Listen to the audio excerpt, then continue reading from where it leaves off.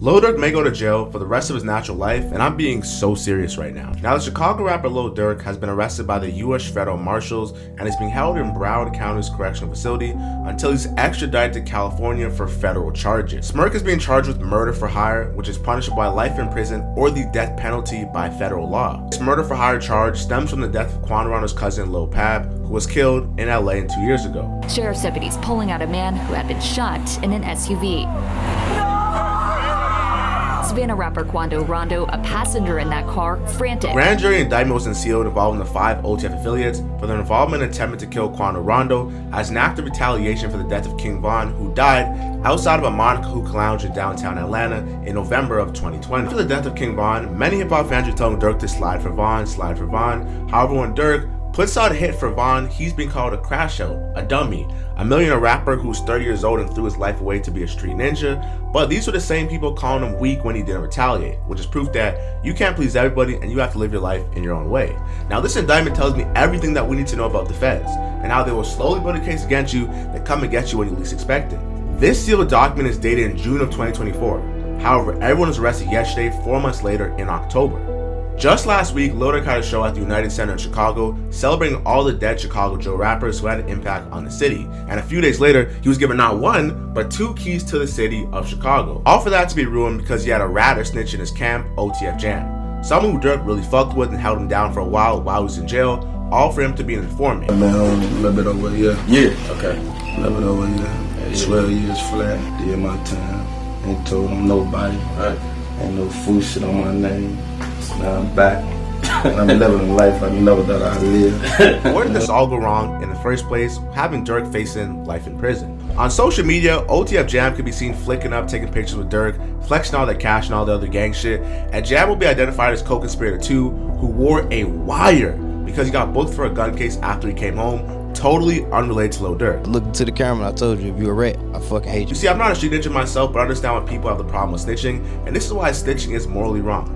He got into a case with the police that had nothing to do with Durk, revolving his own gun case. But to get his time cut, he implicated Durk into a murder, which happened, and Durk is in federal prison. According to the court documents, the OTF steppers used an OTF business credit card to buy plane tickets to LA in August of 2022 to search for TB, who was Quando Rondo, and use funds provided by Lil Durk's $1 million rap career. Now, co-conspirator 1 is widely believed to be Lil Durk for the main reason that he's the only person in OTF who has the financial resources to facilitate a hit, and we know the history of him and Von being best friends, and the history, should I say, the social media narrative behind him not sliding for Von. Now, Durk would allegedly text an associate and arrange flights to San Diego instead of LA to cover the tracks.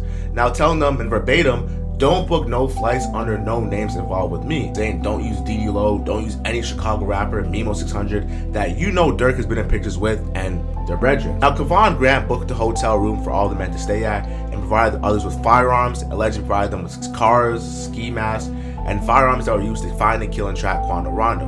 Now, according to the FBI, there's even a video evidence that Durk was leaving at the house that they're staying at in San Fernando Valley, showing that he was in California when the murder took place, just not in LA. Now, according to the indictment, Kevon Grant, aka Vonnie, allegedly rented 2 cars, one of which had a fake license plate for the men to use and follow Quando Rondo and his 24-year-old cousin. According to the prosecutors, Asa Houston allegedly drove to a nearby alley before Keith Jones, David Lindsay, and a third unidentified man, known in the indictment as co-conspirator 2, who we think is OTF Jam, would hop out of the car and begin shooting at Quando Rondo and Lil Tim, which was captured on surveillance video. According to the court documents, the 5 men and the co-conspirators used facilities of interstate and foreign commerce such as planes, cars, cell phones, and the internet with the intent that the murder of TB be committed after the shooting. According to the indictment, on the same day of the shooting, the men went to a nearby burger restaurant to discuss their payments.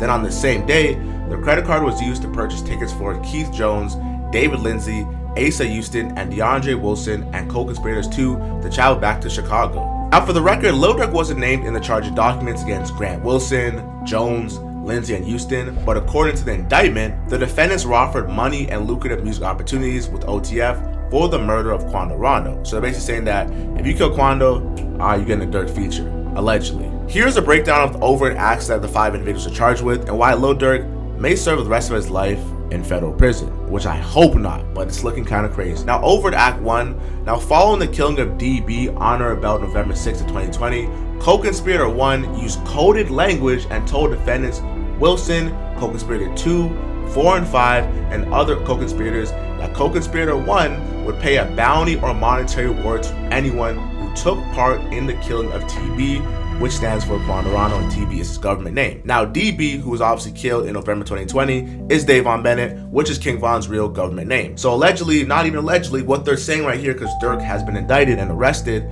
they're saying that Durk is the only person who has money, millions of dollars, this rap life that you can fund a hit. And he talked about in his music, they be on my page like Slap of Honor, they trolling me, and a bunch of other songs that pretty much foreshadow what really happened in the situation. Now, for the next overt Act 2, here's what he said. On August 18, 2022, one or more co-conspirators, including co-conspirator 4, learned that TB was visiting California and staying at a hotel in Los Angeles. So they obviously got the drop and knew that where he was staying, and knew that he was staying in LA, and we're gonna get the angle on it. Now, over at Act 5. On August 18, 2022, defendant Wilson recruited defendant Jones and Lindsay to travel to California for the purpose of murdering TB and help facilitate travel by, among their things, by texting co-conspirator 3 biographical information about defendant. Before we get more into the video, I just want to say, subscribe and turn on the post notification bell.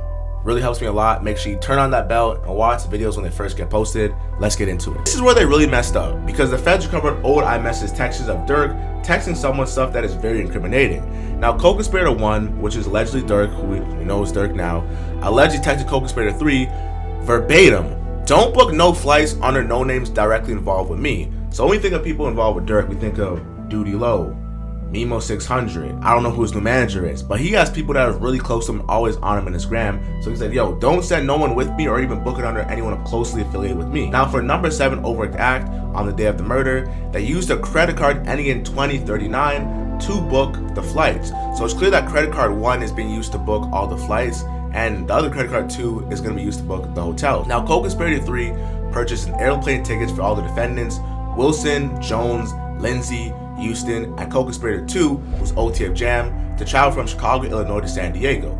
Now, here's the play. It seems like the reason why they wanted to travel to San Diego is because it was almost like a decoy and a distraction, right? If I fly into San Diego and so we do get caught up, who's gonna prove that I, was really in LA? I flew to San Diego. Yeah, I may have drove through LA, but I didn't fly directly there. San Diego's still another big city, and California is a huge state. So you can kind of get a blind, right? What still happens when you have an informant in your camp, because it just didn't work like that. Over at Act 11, this is where things start to heat up. As on the day of the murder, defendants Wilson, Jones, Lindsay, and Houston, as well as co-conspirator 2, flew from Chicago, Illinois to San Diego, California, via the airplane tickets that was procured by co-conspirator 3 using OTF credit card 1. So with the fact that they hopped on the plane going to another state, crossing state line, makes it already federal. And the fact that they did that for the purpose of a murder is gonna make it really hard to beat. Now, OTF was moving smart and moving dumb at the same time, because they thought, okay, let me fly into this other major city that happens to be in California, and San Diego, if you look on the map, is all the way at the bottom. So it's not really that close, a couple hours away, but they still got tied to the murder because they had a rat in their camp. So overt act number 13 would highlight Grant almost as if he was the underboss in this situation, because he bought the 4 ski masks, he got them in LA, and he was the person that was almost overseeing it from the ground level because Durk wasn't there.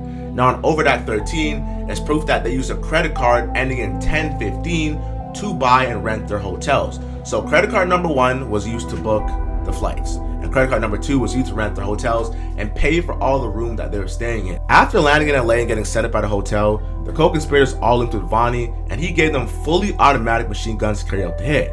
And Vonnie would also provide the co-conspirators with a white BMW sedan from a rental company and a white Infiniti sedan with a fake license plate. Using the 2 cars, the 4 individuals and co-conspirator 2, OTF Jam, followed and tracked Quando Rondo's black Escalade to a marijuana dispensary, then to a clothing store, and then to a gas station where they finally stopped and were lacking and were very vulnerable in the open. Now, defendants Houston then parked his car in an alleyway so Jones, Lindsay, and co-conspirator 2 could hop out the car and murder Quando Rondo. The 3 hopped out the car, attempted to kill Quando Rondo as the car doors were open, and ended up shooting and killing Lil Pab, who was standing outside the car while Quando was still inside. The 4 fled to see and linked up at a burger spot, discussing their payments for that day, and later that same day, Vonnie booked returning flights from San Diego to California for all the shooters, following the death of Lil Pab. This whole situation involving Lil Durk is simply sad. A Chicago rappers who survived the streets, lost his older brother D-Thang and his own cousin Newski, lost his manager OTF Chino, lost his best friend King Von, who was his artist, his protege, his twin from the streets that he finally got to success with, all for it to be thrown away. And he may never see the light of day again because this is federal time. He's not getting bond. Durk is being viewed as a crime boss, and the crazy part about it is, Lil Durk almost hinted about going to jail in this song. They asked me where I'ma be in 10 years, shit, I say the feds. Then in another song, Federal Nightmares, Durk will talk about the reality of there being no point of you getting a lawyer or paying big money if you're homie told, which is exactly the situation that he's in right now with OTF Jam. It ain't no point in getting no lawyer if your homie told. It's also been reported that Lil Durk booked multiple flights from a private airport, and that's where he was caught up. And he was trying to go to Switzerland, Iceland, and I believe Italy, and he booked 3 decoy flights, but he of course was trying to board the one to Italy to flee the country. Now Gillian Wallow has something very important to say to Lil Durk months before the hit, but it seems like he already had to play emotion and the get back was real. Like, this is documented. You know, I got a TED talk. I forgave my brother's killer, and I'm saying it to say this. Nigga that killed my brother, my brother died in my grandma's arms. In that fucking house that we grew up in. Nigga shot my brother, he ran to the house. He died in Nanny Holmes when she opened the door. So I'm telling you, there's some real shit, man. If I ain't let that shit go, I won't be right here today. I won't be here for my niece and my nephews. Me and Gil won't be doing this. Y'all won't know me. I won't be able to give y'all this game. But I had to leave. I had to let that shit go. When I let that shit go, nigga, I started to grow. And I started to glow. And now I'm here today, and it was harder than a motherfucker, man. And I'm talking about this is my big brother, nigga. I shared the cell with him. I shared the bed with him when we was fucking kids. This little Steve. But I can tell you one thing. Now I'm out here taking care of his daughter, paying for her to go to school, taking care of my nephew, taking care of my mama and my grandmama. Talk to him. Show him. Because I forgave my brother killer, but you know, I understand. I understand what y'all going through. But I love all you young niggas in here. And I mean that shit. I love you niggas, man. And I hope y'all make it out. I hope y'all make it the fuck out, man.